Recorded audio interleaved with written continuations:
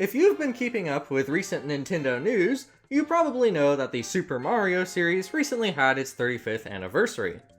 For this occasion, Nintendo announced a bunch of Mario ports for the Nintendo Switch, including Super Mario 64, Super Mario Sunshine, and Super Mario Galaxy. If you've been thinking ahead, though, you may have realized another series is quickly coming up on its 35th anniversary, the Legend of Zelda series.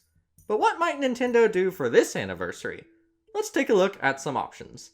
Real quick before we get started, don't forget to like the video, and I do all sorts of Legend of Zelda related content, so if you're into that, you might want to subscribe. Alright, let's get started. Based on the Mario series anniversary, we can reasonably predict that Nintendo will bring some older Zelda titles to the Switch.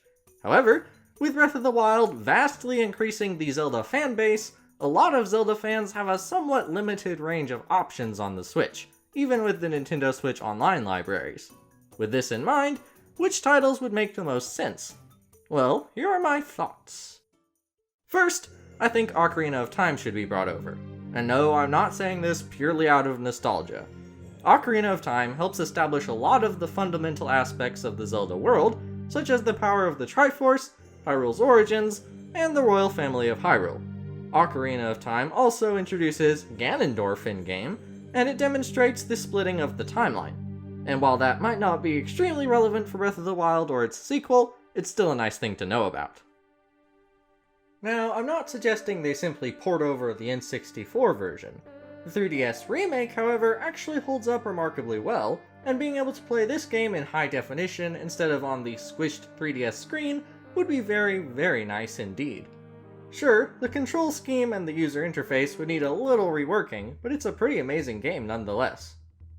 The next game I think should be included is the Wind Waker.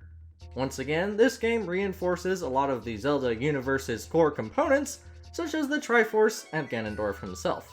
But it also introduced a lot of new concepts, like the Rito, the Koroks, and of course the Great Sea. As much as I'd like to see Spirit Tracks or Phantom Hourglass remade, Wind Waker on the Switch would help more to explain some of Breath of the Wild's references. Of course, this game also got a port to the Wii U, and while I think the original still holds up pretty well, the port does have some nice additions. Again, some changes would be necessary, especially considering that the Tingle Bottle system was tied to Miiverse, which is dead, but perhaps it could be reworked to fit completely within Wind Waker. Who knows? Based on my last two choices, you might be able to guess what the third one is, but I'm going to say it anyways.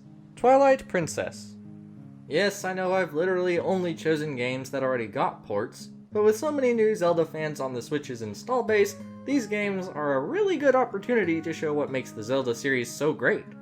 The game also has a somewhat darker tone, which may be perfect leading up to Breath of the Wild's sequel if it goes with a dark tone as well. So, they could simply bring over the port from the Wii U, but I feel like this one might need a little more polishing up than the other two. Believe me, I think that Twilight Princess HD looked pretty awesome, but some of the models still looked just a little weird to me. I don't know, maybe it's just me, but if they rated a few of them, I certainly wouldn't mind. Now, while Mario's 3D AllStars collection got a bit of criticism for simply porting the older games, remember, these games are already remasters. They got a lot of quality of life improvements, and unlike Majora's Mask's remake, I think they were pretty well received overall. So if they choose to bundle these three games together for around $60, I can't see myself complaining that these games came to Switch. But of course, Mario's getting 3D World with an added mode, so Zelda has to get something similar, right?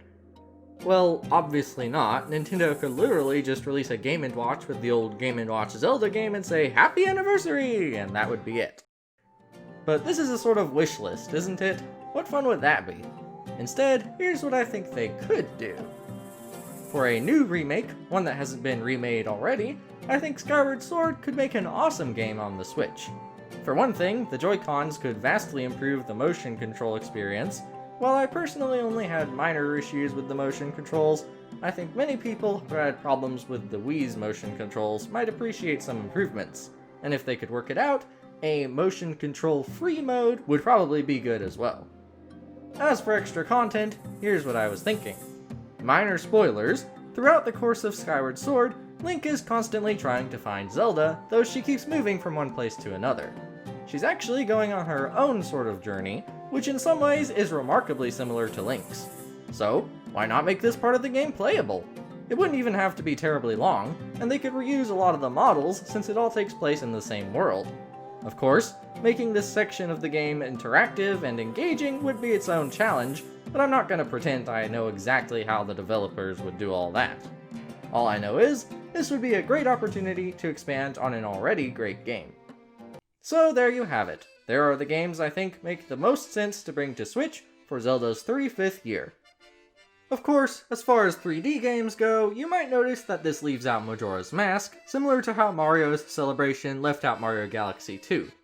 But this was just a sort of coincidence. I actually really like Majora's Mask, but as far as the rest of the series goes, it isn't very involved, and it probably won't be too relevant to Breath of the Wild's sequel either. Still, if at some point they port it to the Switch, I certainly will not complain. And of course, they'll probably do some other smaller stuff. If I could choose one more thing to add, it would be a re-release of the broadcast system Legend of Zelda games. If you don't know about these titles, they were some remakes of the early Zelda games with a lot of stuff changed up. If you can, go check them out. They're pretty cool parts of Zelda history. Anyway, thank you all for watching. If you enjoyed the video, and if you don't mind, be sure to like it and subscribe for more Legend of Zelda content. I may or may not be streaming a bit in the future, and I'll probably give a clear announcement if I do, but I haven't decided much on that yet. Once again, thank you for watching, and I'll see you next time you're in the Legend Zone.